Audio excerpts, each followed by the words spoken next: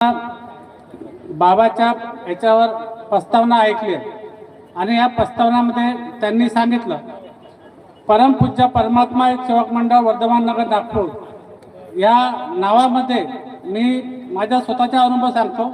आणि त्या कारण की काही लोकांच्या इच्छा लोकांचं काही म्हणणं होतं का बा तुम्ही आपला अनुभव येतं सांगा, त्या निमित्त मी तोच अनुभव इथं सांगत आहे.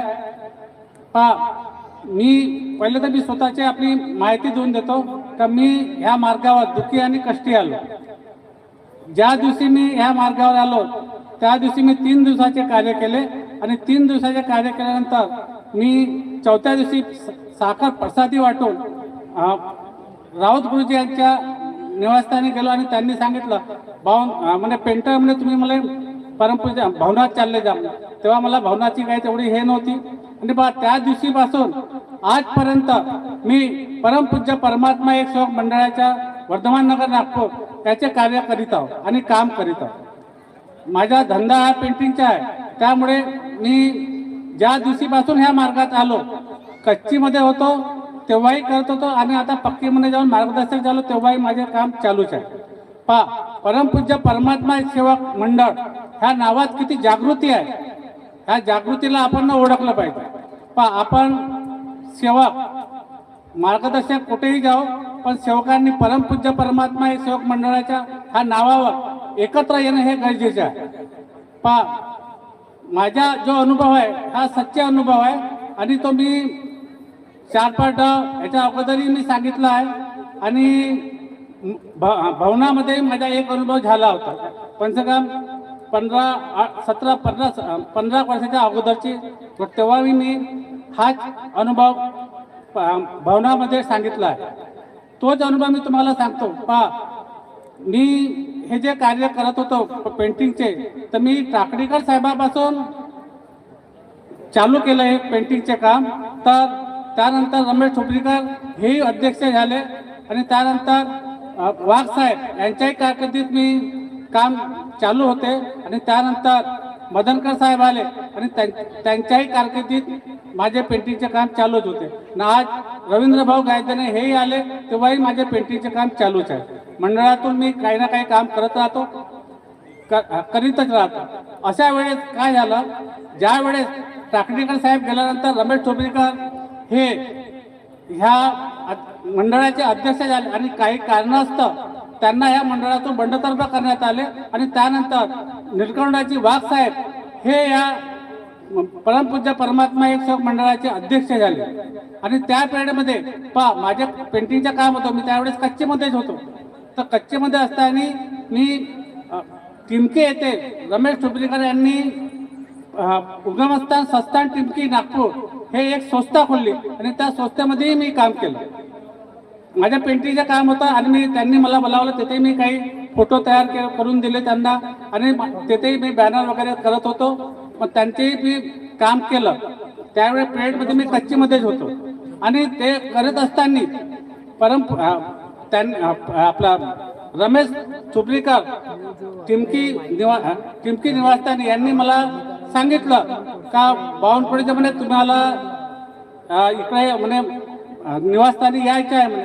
तर मी एकदा गेलो, त्यांनी मला सांगितलं म्हणे ही जे फोटो आहे म्हणे त्या फोटोवरचं म्हणे आपलं नाव हे करून म्हणे आपल्याला उगमस्थान संस्थान टिमकी नाव हे टाकायचं आहे म्हणे.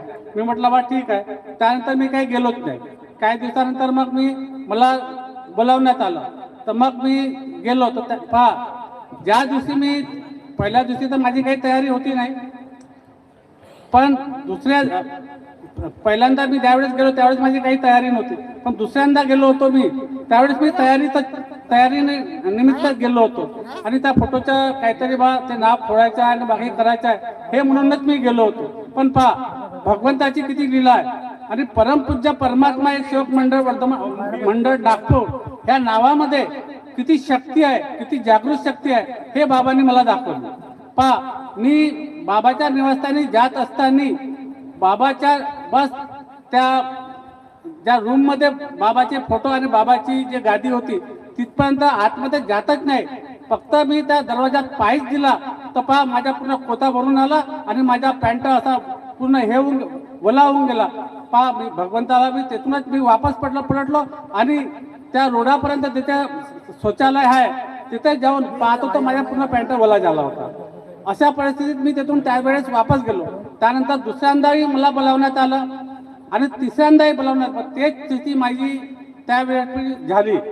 अशा परिस्थितीत मी त्यांना अजून माझ्याकडे रमेश भाऊ आणि त्यांनी ते जो वाकोडीकर त्यांच्या इथे जो दिवाणजी म्हणजे रसीद फाडत होत आहे त्यांनी मला ते माझ्या घरी आले आणि आपला जोडे भाऊ जे आमच्या मिनीमाता नगर परिषद होता ते फोटोचे पालिश वगैरे करतात तेही माझ्या घरी आले आणि त्यांनी मला सांगितलं म्हणजे बावनकुळे भाऊ म्हणजे तुम्हाला बोलावला.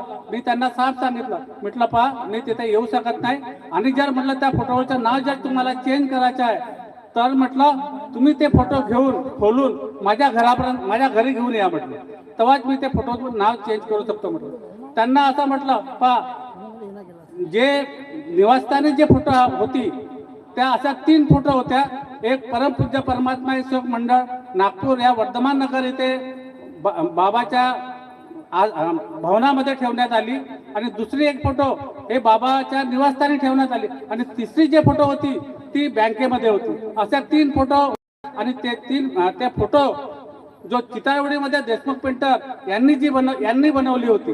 पण अशा परिस्थितीत काय झालं का मी तिथे गेलो नाही आणि 6 वर्ष लोटून गेले पण तरी सुद्धा ते नाव परमपूज्य परमात्मा सेवक मंडळ वर्धमान नगर नागपूर मंडळ नागपूरच होतं. हे नाव खोडण्यात कोणताही पेंटर आहे कोणताही परिस्थितीत ते नाव चेंज करण्यात आलं नाही आणि ते झालं नाही. पेंटर नेले होते ते देशमुख पेंटर आहे का इकडे गेले पण देशमुख पेंटर ज्यांनी जी फोटो बनवली होती त्यांच्या मुलाकडे गेले ते आता हद्दीत नाही आहे पण त्याचा मुलगा होता त्यांना पण त्याच्या मुलांनी साफ सांगितलं मला मी म्हणे मी ते हे चेंज करू शकत नाही म्हणे. अशा परिस्थितीत आता काय कारण की मी सेवकाला फक्त एवढंच सांगतो का परमपूज्य परमात्मा सेवक मंडळ नागपूर ह्या नावामध्ये किती शक्ती आहे आणि ह्या शक्तीचा उपयोग बाकीचे जे लोक जे काही इतर संस्था आहे ते परमपूज्य परमात्मा एक सेवक मंडळ लिहितात. मी मोहाडीमध्येही काम केलं पण मोहाडीचं नाव बहुउद्देशीय हे नाव आहे पण बाकी इतर जे काही आपला अलग अलग ठिकाणी जे काही संस्था खुलल्या त्यांनी परमपूज्य परमात्मा सेवक मंडळाच्या नावाचा वापर करू नये आणि मंडळांनी तसं त्यांच्यावर रोख लावली पाहिजे. अशा वेळेस काय होते का जर सेवक जर मंडळाच्या नावावर जर इथं जुडते पण काही वेळाने त्यांना ज्यावेळेस तो नवीन सेवक राहते त्यावेळेस त्याला असं वाटते का मी कार्य तर मला कोणाची करायचं आहे भगवंताचे कार्य करायचे म्हणून तो दुसऱ्या दिशेने जे मार्गदर्शक राहतात ते मार्गदर्शक त्यांना आपल्या याच्यात घेऊन ते कार्य करून घेतात. अशा वेळेस काय होते कधी जर दुःख जास्त आलं तर मग ते मंडळाच्या दिशेने बघतात. मंडळातर्फे पुष्कळ काही योजना आखण्यात आली आहे. आश्रम आहे आश्रममध्ये सर्व शाखेचे लोक तिथे येतात पण तिथं कोणीही मना करत नाही.